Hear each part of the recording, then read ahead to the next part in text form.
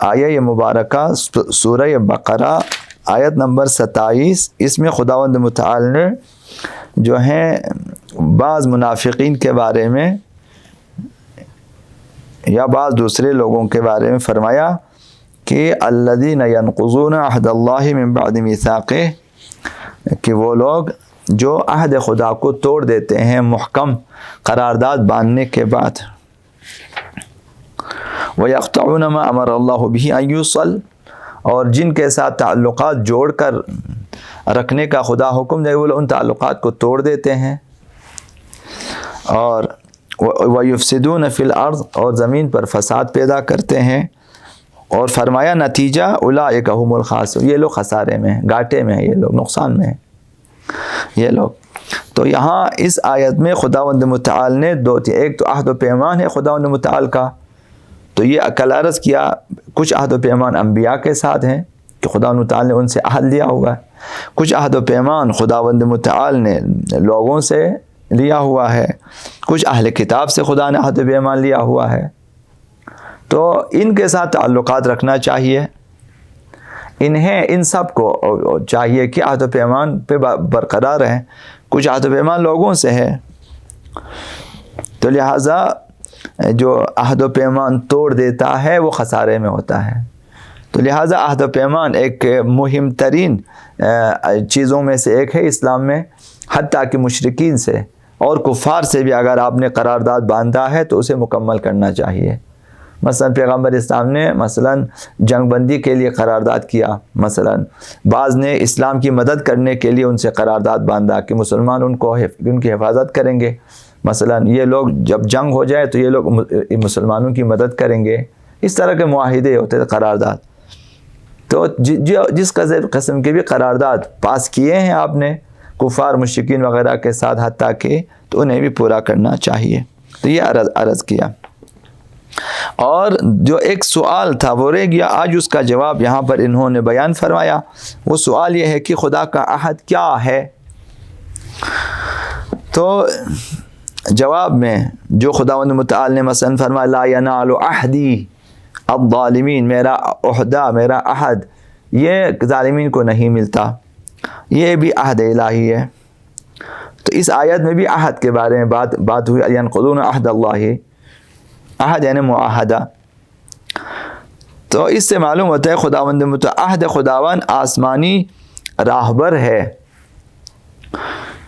چونکہ حضرت ابراہیم علیہ السلام نے امامت اور راہبریت کے بارے میں سوال کیا خداوند متعال سے، قال ومن ذریتی، کہ میری ذریت میں بھی یہ عہد امامت یعنی یہ راہبریت ملے گی۔ خداوند متعال نے فرمایا لا ینال عہدی الظالمین، میرا عہدہ ظالمین کو نہیں ملے گا۔ تو ایک عہد خدا امامت کے بارے میں ہے، امامت کے ولایت کے بارے میں ہے، اور روایات سے معلوم ہوتا ہے کہ نماز بھی خدا کا عہد ہے، نماز عہد الہی ہے، اس کی بھی پابندی کرنی چاہیے، اور ہر وہ وعدہ جو انسان اپنے پروردگار کے مابین کرے وہ عہد ہے، اس لیے اسلام میں ایک باب عہد ہے، عہد ہے، قسم ہے، اور مثلا نذر ہے، نذر عہد قسم آپ اپنے اوپر واجب کر دیتے ہو، قسم کھا کر بھی کوئی چیز آپ واجب کر سکتے ہو اپنے اوپر، واجب کسی کی مدد کرنے کا عہد کیا اپنے خدا سے، جس میں ایک مخصوص صیغہ خدا متعال کے اور اپنے مابین جاری کر دیتے ہو کہ میرے ذمے لازم ہوگا کہ میں فلاں شخص کی مدد کروں خدا کی خاطر، مثلا تو یہ عہد ہوگا، یا عہد اللہ کہہ کے آپ عربی میں جو لکھا ہوا ہے توضیح مسائل وغیرہ میں عہد کریں گے تو یہ عہد ہو جائے گا اور لازم الوفا ہے، پھر واجب ہو جائے گا۔ جس طرح نذر واجب ہے، جس طرح قسم کھانے کے بعد وہ چیز واجب ہو جاتی ہے، شرعی قسم کھائیں، قسم جلالہ خدا متعال کے ناموں کے ساتھ قسم کھائے کہ کوئی بھی کام، جیسے آپ مثلا جو ہے سگریٹ نہ پینے کی آپ قسم کھائیں گے، نسوار نہ کھانے کی قسم کھائیں گے، اور اسی طرح مثلا ہمیشہ سچ بولنے کی قسم کھائیں گے، نماز شب کی قسم کھائیں گے، غسل جمعہ انجام دینے کے لیے آپ قسم کھا لیتے ہو، کس طرح جب آپ نے قسم کھا لے وہ کام ہو جائے گا واجب۔ چھوڑنے کی قسم ہے تو چھوڑنا واجب ہے، بشرطے کہ شرعاً کوئی اس کی مخالفت نہ ہو۔ یعنی غیر شرعی نہ ہو، قسم بھی، عہد بھی، نذر بھی. غیر شرعی ہو تو خیر حرام ہے، جائز نہیں ہے، منعقد نہیں ہوتا. شرعی ہو تو لازم الوفا ہے. تو ہر وہ عہد جو انسان کسی خدا کے بندے متعال کے ساتھ باندھے وہ بھی عہد الہی ہے. عقلی اور فطری قوانین، احکام الہی سب عہد الہی کے مصداق ہیں. جب آپ نے اسلام کو قبول کیا تو آپ نے خدا کے ساتھ عہد و پیمان باندھا، بیعت کی آپ نے خدا متعال کے. جب آپ نے پیغمبر اسلام کی، آقا امام زمان کی، ہر صبح آپ صبح دعائے عہد پڑھ کے آپ نے بیعت کی. اجدد له فی صبیحۃ یومی ھذا وما عشت من ایامی عہدا وعقدا وبیعتا. یہ میرا عہد بھی ہے، عقد بھی ہے، بیعت بھی ہے آقا امام زمان کے ساتھ. تو اب لازم الوفا ہے. لا احول عنہا ولا ازول ابدا، کہ میں اسے نہیں توڑوں گا، چونکہ توڑنا صحیح نہیں ہے. امام کے ساتھ بیعت و عہد کرنے کے بعد توڑنا حرام ہے. تو یہ سب عہد الہی ہے. امام کے ساتھ آپ عہد کریں، دین کے ساتھ کوئی عہد کریں، حتیٰ کسی مومن کے ساتھ بھی عہد و پیمان کریں، یہ عہد الہی ہے. تو خدا کا بندے متعال کا عہد اس طرح سے نبوت بھی ہے، امامت بھی ہے، ولایت بھی ہے، خلافت بھی ہے، وعدہ وغیرہ جو کچھ بھی آپ نے قرارداد، سب عہد الہی ہے جو ہم کسی نہ کسی طریقے سے خدا و متعال کے ساتھ کرتا ہے. تو آپ نے اسلام کو قبول کیا، یعنی تمام قوانین اسلام کو قبول کیا، یعنی آپ نے یہ عہد کیا کہ میں اب اس راہ پہ چلوں گا. تو اس راہ میں جو کچھ بھی آتا ہے عہد الہی ہے. اور حضرت علامہ مجلسی نے اسی آیت میں وَيَقْطَعُونَ مَا أَمَرَ اللَّهُ بِهِ أَن يُوصَلَ، وہ لوگ قطع کرتے ہیں، توڑ دیتے ہیں ان چیزوں کو جن کے ساتھ جڑے رہنے کا خدا نے حکم دیا، انہیں اس تعلقات کو ختم کر دیتے ہیں بعض لوگ. تو اس کے بعد علامہ مجلسی نے 110 احادیث بیان فرمایا. کس چیز کے بارے میں؟ صلہ رحم کے بارے میں. یعنی خدا نے صلہ رحم واجب قرار دیا، یعنی یہ خدا نے عہد لیا ہے کہ اپنے خونی رشتوں سے تعلقات اچھے رکھیں، جڑے رہیں، ان سے صلح و صفائی کے ساتھ رہیں، آنا جانا رکھیں، سلام دعا رکھیں، ان کے ساتھ احوال پرسی رکھیں. مریضوں کی عیادت ہو گئی مثلا، اور دید و بازدید ملاقاتیں یہ جاری رکھیں. اس کو کہتے ہیں صلہ ارحام. انہیں کسی چیز کی ضرورت ہو تو دے دیں، ان سے دور نہ رہیں، بے خبر نہ رہیں، احوال پرسی کریں. ان چیزوں کی طرح ہم لوگ نہیں آتے، بہت کم لوگ آتے ہیں. بھائیوں میں کبھی رابطہ نہیں ہے، بھائی کدھر؟ امریکہ میں ہے، کبھی فون کرتے ہیں، یہ ہو گیا. بھائی بیٹے آسٹریلیا میں ہیں، باپ کو فون نہیں کرتے. ماں باپ، والدین، رشتہ دار، چاچا، ماموں، تایا، نانا، دادا، دادی، نانی، ان سب کے ساتھ رابطہ ہونا چاہیے. حد اقل احوال پرسی ہے کم از کم. صلہ رحم واجب ہے، صلہ ارحام واجب ہے، واجبات میں سے ہے. یہ بھی عہد الہی ہے. علامہ مجلسی نے 110 احادیث صلہ ارحام کے بارے میں بیان فرمایا، بحار الانوار میں، غالباً بحار الانوار کی 71ویں جلد میں فرمایا. تو ان روایات میں چند اہم باتیں بیان ہوئی ہیں جن کا خلاصہ انہوں نے یہاں پر نقل کیا صلہ ارحام کے بارے میں. تو جو عہد الہی توڑنے والوں میں سے ایک وہ لوگ بھی ہیں جو صلہ ارحام کو برقرار نہیں رکھتے، خونی رشتوں سے تعلقات نہیں رکھتے. چاچا سے ناراض ہے، ماموں سے ناراض ہے، خالہ سے ناراض ہے، پھپھی سے ناراض ہے، خونی رشتے ہیں. چاچا زادوں سے ناراض ہیں، بات چیت نہیں ہے، تعلقات نہیں ہے، لین دین نہیں ہے. حد اقل سلام دعا رکھنی چاہیے، حد اقل. تو اس کا خلاصہ یہاں انہوں نے بیان فرمایا کہ نمبر 1، اپنے رشتہ داروں سے میل جول رکھو، خواہ ایک دوسرے کو پانی پلانے کی حد تک ہی کیوں نہ ہو. ان حد اقل ایک گلاس پانی پلاؤ، یہ تعلقات ہو گیا صلہ رحمی. اپنے بھائی کو میں گھر بلاؤ، ایک کپ چائے پی کے جاؤ بھائی مثلا، اور کچھ نہیں. یا خود جائیں ایک کپ چائے پی لیں جا کے، راستے میں مثلا ہاتھ ملائیں، سلام دعا کریں، بس یہ حد عقل یہ. تو اپنے رشتہ داروں سے میل جول رکھو. رشتہ داروں خونی رشتے ہیں، خونی رشتے، باپ، ماں باپ، بہن بھائی، ماموں اور خالہ، پھپھی، چاچا، تایا، دادا، دادی، نانا، نانی وغیرہ، اور اسی طرح کزنز جو آپ کے ہیں، ان کی اولاد، ماموزاد، خالازاد، پھپھیزاد، تایازاد، چچازاد، یہ لوگ ہیں کزنز. ان کے ساتھ، البتہ ان کے ساتھ زیادہ نہیں، جو اصل خونی رشتے ہیں براہ راست ان کے ساتھ زیادہ، ماں باپ کے ساتھ بہت زیادہ، اسی مراتب کے حساب سے ماں باپ کے ساتھ بہت زیادہ تعلقات رکھنے چاہیے. ان کا احترام بھی واجب ہے، دیکھ بھال بھی واجب ہے، ان کے احکامات ماننا بھی واجب ہے. پھر بہن بھائیوں کے ساتھ اسی طرح پیار محبت سے رہنا، اور پھر باقی تایا ماموں کے ساتھ سلام دعا کی حد تک، اور دید و بازی دعوتوں پہ جانا آنا مثلا ایک اس حد تک. پھر آگے چاچازاد ماموزاد سے سلام دعا ٹیلیفونک حد تک، تو اس حد تک ہونا چاہیے. یہ ایک صلہ رحمی تمہاری عمر کو بڑھا دیتی ہے اور فقر و ناداری کو دور کر دیتی ہے. فائدہ بھی تو ہے.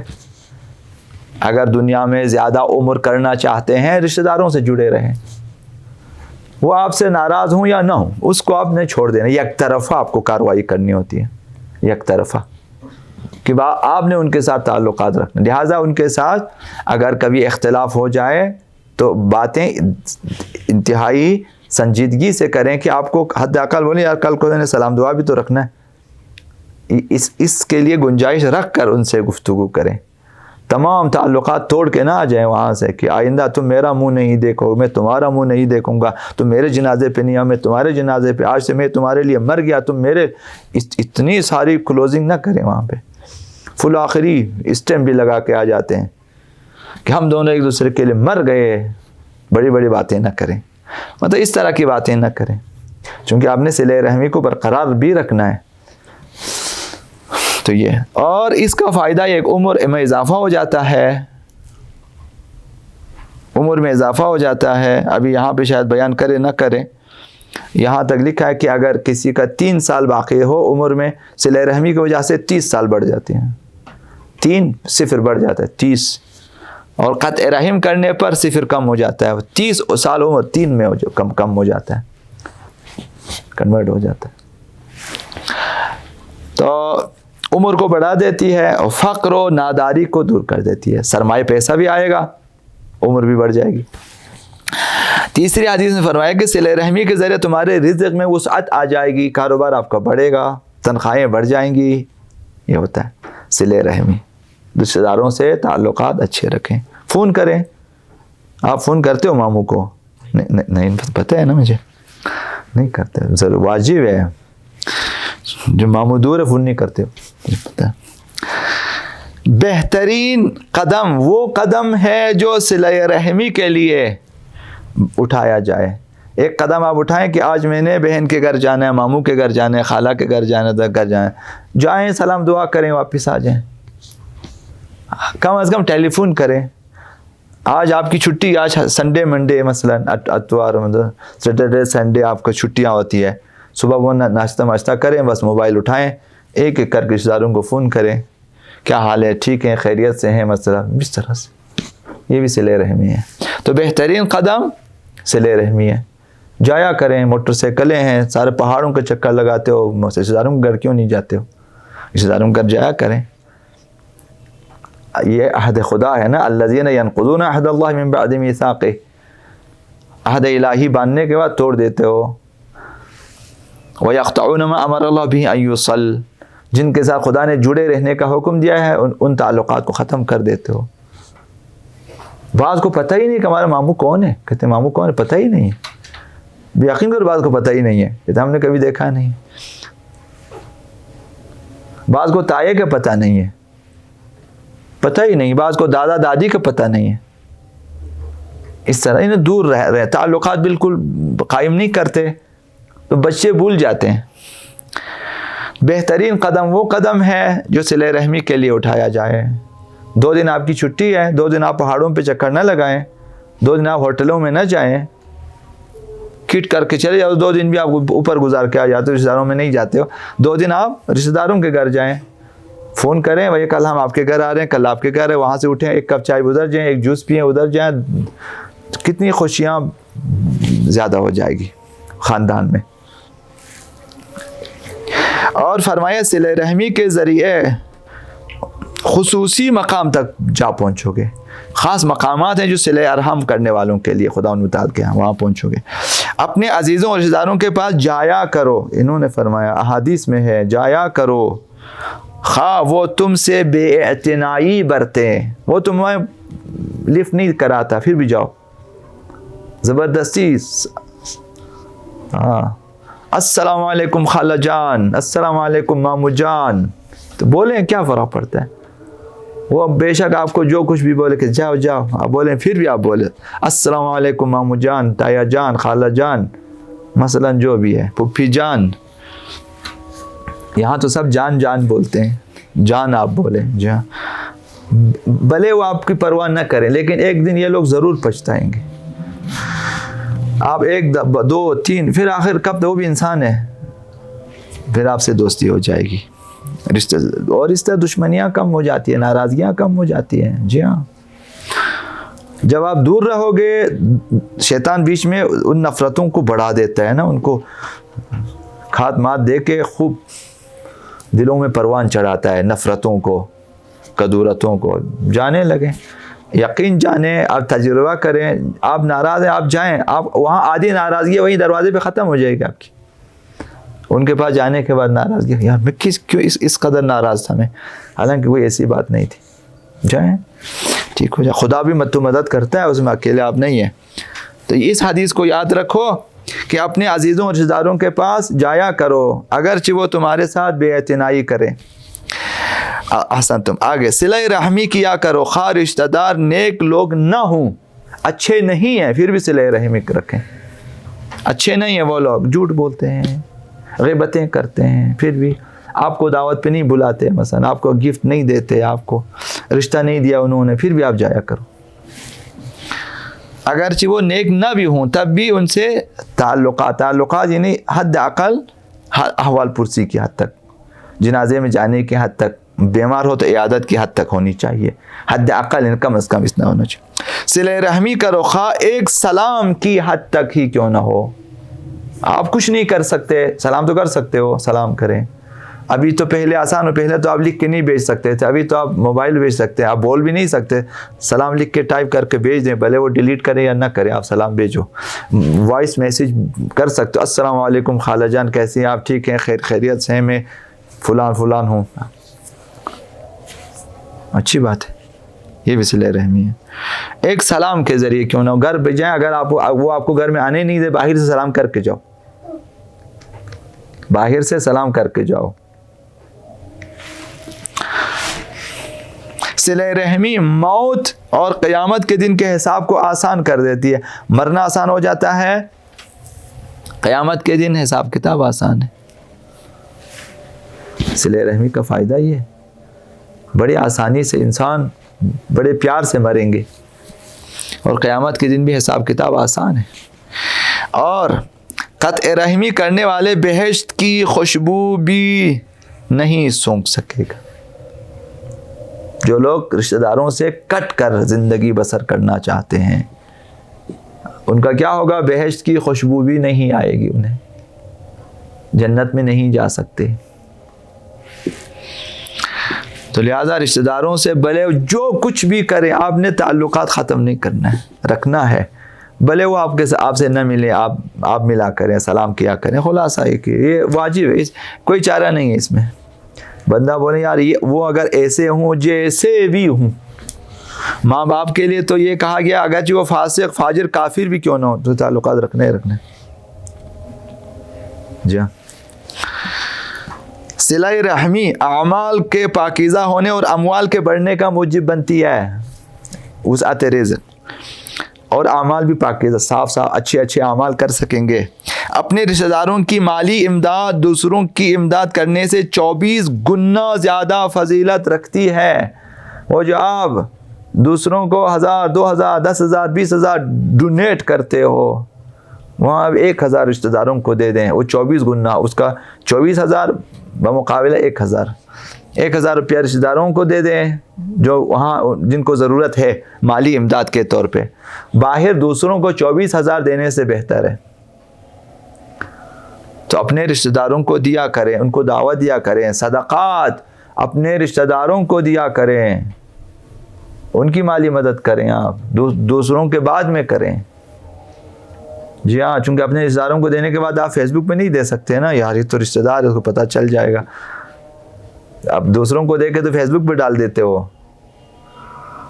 کہو بھائی ایک سیلفی لے لیتے ہیں نا، ایک سیلفی لے کے اس کو دے دیتے ہیں، تو وہ رشتہ داروں کو دینے کے بعد فیس بک پہ نہیں ڈال سکتے۔ بھائی یہ کیسے رشتہ دار مائنڈ کریں گے، وہ تو محسوس کریں گے، مسئلہ ہو جائے گا۔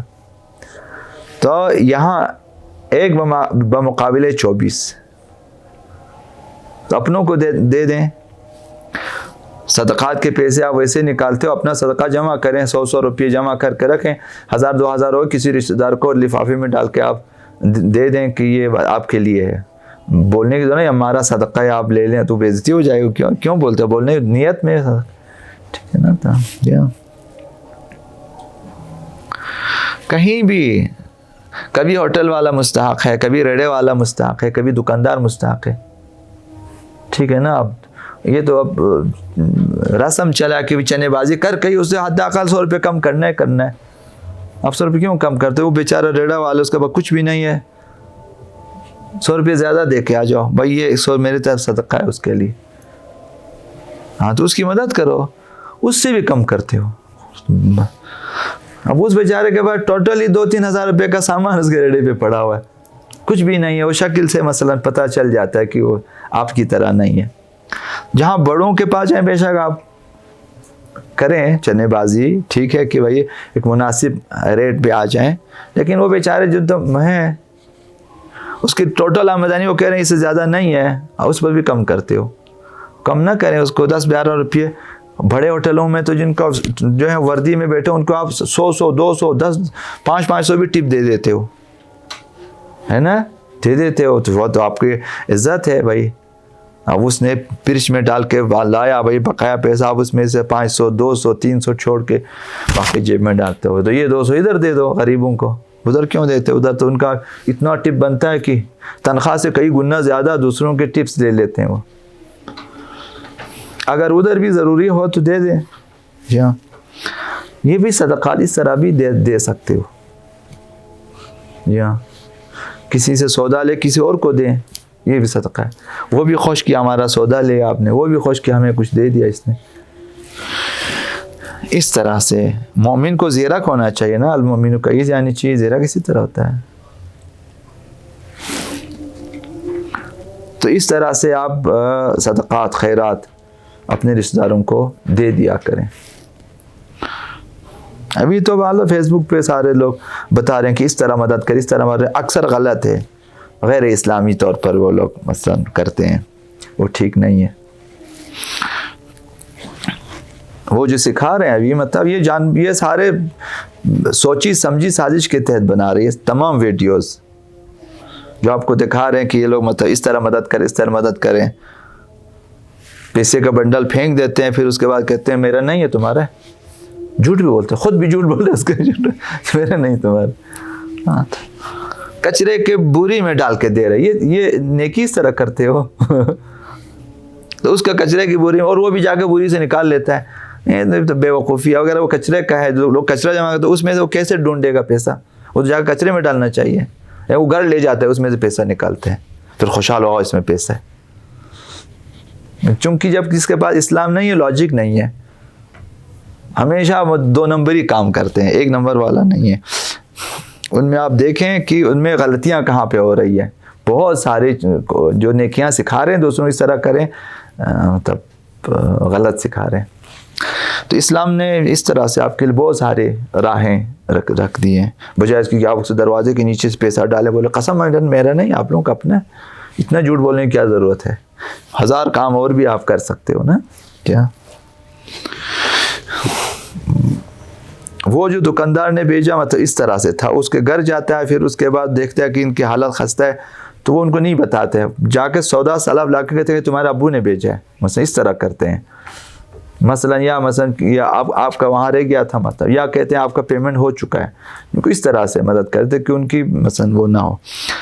تو یہ بھی آپ لے لیں اس سے، اب اس نے آپ کو 100 روپیہ زیادہ بتایا ہوا، آپ چنے بازی کر سکتے ہیں، وہ ٹھیک ہے 100 روپیہ آپ زیادہ بھی دے کے آ جائیں، یہ ہماری طرف سے، ضروری تو نہیں ہمیشہ ان کی طرف سے، ہماری طرف سے بھی ہونا چاہیے، یہاں تھوڑا سا زیادہ بولے ہماری طرف سے، کبھی کبھی رڑے والے کو ہم کبھی ایسے ہی کرتے ہیں، ہنستے ہیں ہماری طرف، ان کا تم خالد تم نے بولا جی یہ ہماری طرف سے چائے پیو، مسئلہ نہیں ایسا کر رہا ہوں۔